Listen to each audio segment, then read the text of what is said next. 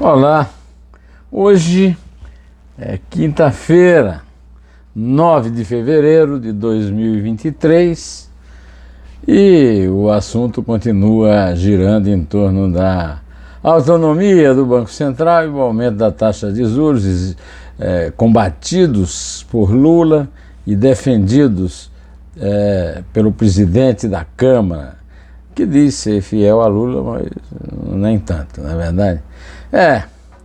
Eu também vou tratar hoje da central clandestina especializada em golpes, do empréstimo consignado no centro do Rio, do gol de Vini Júnior, ex-Flamengo, no jogo do Real Madrid, na final da Copa do Mundo dos clubes, né? E do Ricardo Salles, o ex-ministro de Meio Ambiente do Bolsonaro, que quer se eximir da crise Yanomami e diz que falar em genocídio, nesse caso, é um exagero. Eu venho aqui agradecer a você que está firme, acompanhando, sabe que eu não sou imparcial, mas que defendo você. O meu lado é você, cidadão brasileiro. Sou contra a casta política, a casta que manda no Brasil, a casta dos mandatários e dos bem empregados marajás. Lembra do Fernando Collor de Mello, agora um direitista da oposição ao Lula? Pois é. Meus queridos amigos, eu quero começar aqui pelo Arthur Lira. O alagoano Arthur Lira, presidente da Câmara dos Deputados, reeleito com uma votação massacrante, entrou na conversa do Lula e da direção do PT e dos petistas militantes sobre questões da autonomia do Banco Central e da alta das taxas de juros. O Lira disse o seguinte: olha, não adianta discutir isso, o Congresso não vai retroagir, foi uma decisão da autonomia do Congresso em 2021 e o Brasil precisa se inserir num contexto mundial, pois no mundo inteiro o Banco Central, os bancos centrais são autônomos. Nos Estados Unidos está havendo uma grande dúvida também por causa da inflação, mas o rei de Mundaú dá uma de rei do mundo. Nesta mesma quinta-feira 9, o meu amigo, meu colega William Vac escreveu um artigo, como ele faz semanalmente no Estadão, dizendo que a autonomia do Banco Central é uma decisão ideológica e não uma dúvida política. Digamos que seja mesmo.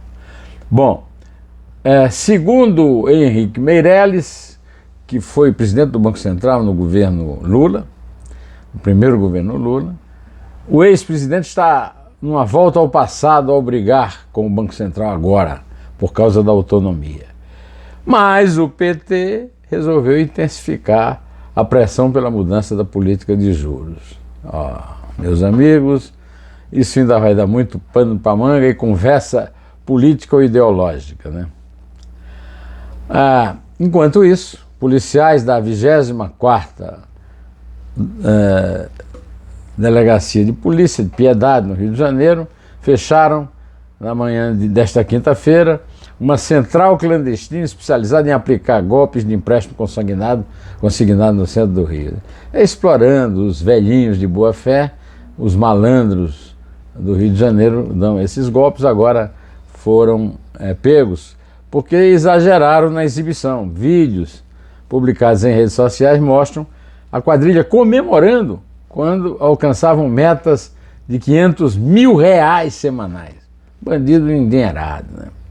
Bom, como eu anunciei no começo, eu venho aqui comemorar o gol que Vini Júnior, ex-Flamengo, revelado nos meninos lá do Ninho do Urubu, marcou um dos 4 gols do Real Madrid da Espanha contra o time egípcio Al Ahly, no estádio Príncipe Mulay Abdallah, em Rabat. Foram Vini Júnior, Valverde, Rodrigo, que também é brasileiro, jogava no Santos, e Arribas, que marcaram para os europeus, enquanto Malul fez para os africanos. Eu já disse aqui a vocês várias vezes que a política do Flamengo é uma política canalha. O Flamengo vende jogador de muito futuro, como, por exemplo, o Vini Júnior, que é da seleção brasileira, né? O Lucas Paquetá, que é da seleção brasileira, para comprar bonde velho, como, por exemplo, o tal do Arturo Vidal, que nunca saiu da reserva, custou uma fortuna, e agora está na barca, partindo para Paquetá e para Niterói, né? A participação brilhante do Vini Júnior em jogos, apesar de estar havendo uma crise lá por causa dos racistas espanhóis que o combatem, mostra que eu tenho razão nisso aí. E eu lamento muito que botando um dinheiro enorme para tirar o Dorival Júnior, que ganhou uma Copa do Brasil e principalmente uma Libertadores da América, e botar o português Vitor Pereira, que foi vice-campeão da Copa do Brasil pelo Corinthians contra o Flamengo, né? Essa diretoria desse Landim é uma lambança, uma diretoria de lambança. Estou completamente de acordo com o Galvão Bueno no seu vídeo de protesto contra o Landim, a mulher dele racista, né? E o gordo Marcos Braz.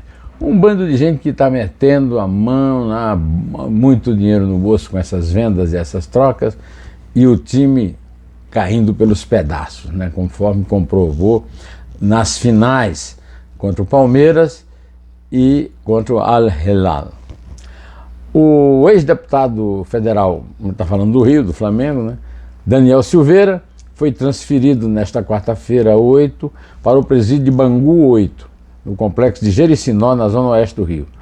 A cadeia abriga policiais militares condenados e é a mesma onde estão o ex-vereador carioca Gabriel Monteiro e o ex-deputado Roberto Jefferson. Olha o Roberto Jefferson aí de volta ao noticiário, né?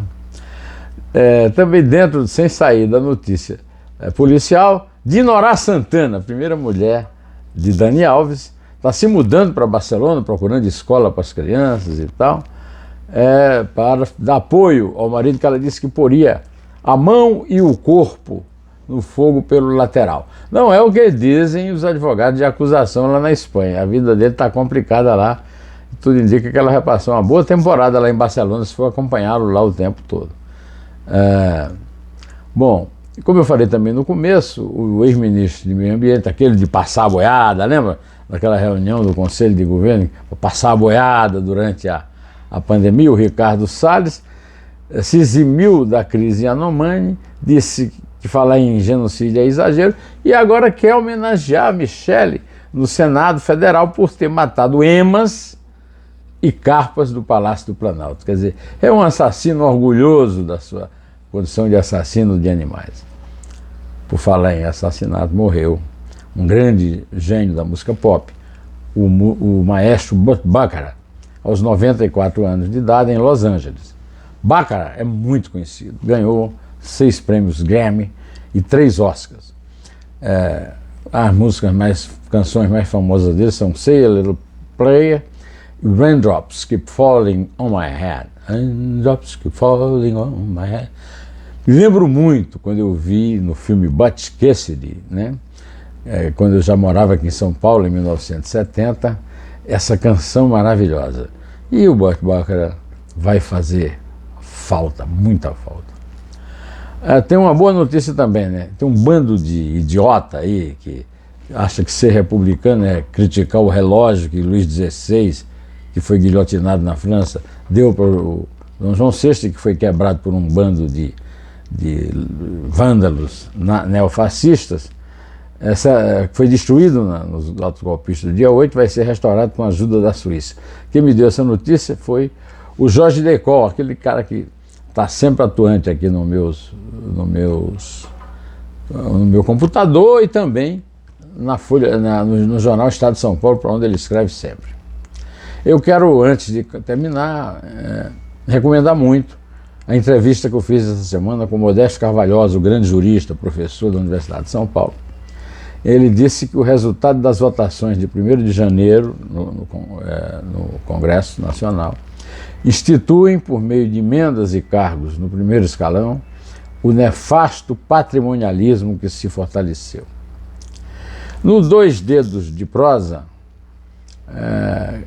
eu conversei com Diógenes Cunha Lima e tem uma brincadeira que eu vou contar para vocês. É o seguinte, ele disse que não é verdade que Jesus Cristo nasceu em Belém, na Galiléia. Jesus Cristo nasceu em Belém, na Paraíba, no Brejo, mais precisamente, perto de Guarabira, terra do primo dele, base da família Cunha Lima, Ronaldo Cunha Lima. Mas eu disse, olha aqui, o Diógenes é aquele grego que andava com a lanterna pelas ruas de Atenas procurando um homem digno, né, nas noites escuras da Grécia Antiga. Né? Eu disse, olha aqui, Diógenes, se foi em Belém do Arrojado, que era o nome original da cidade onde eu nasci. Eu nasci numa cidade que era, quando eu nasci, distrito de São João do Rio do Peixe, na época Antenor Navarro, e que se chamava Uiraúna, por uma decisão de Vargas, que andou mudando o nome de cidades para nomes tupis guaranis. O Uiraúna quer dizer pássaro negro em tupi-guarani. E Belém do Arrojado é o nome original do lugar. Então, se é verdade o que Diógenes da Cunha Lima diz, em Dois Dedos de Prosa, e Jesus Cristo nasceu em Belém, na Paraíba, foi no sertão, não foi no Brejo, não, tá? Bom, vou ficando por aqui, direto ao assunto, em pé.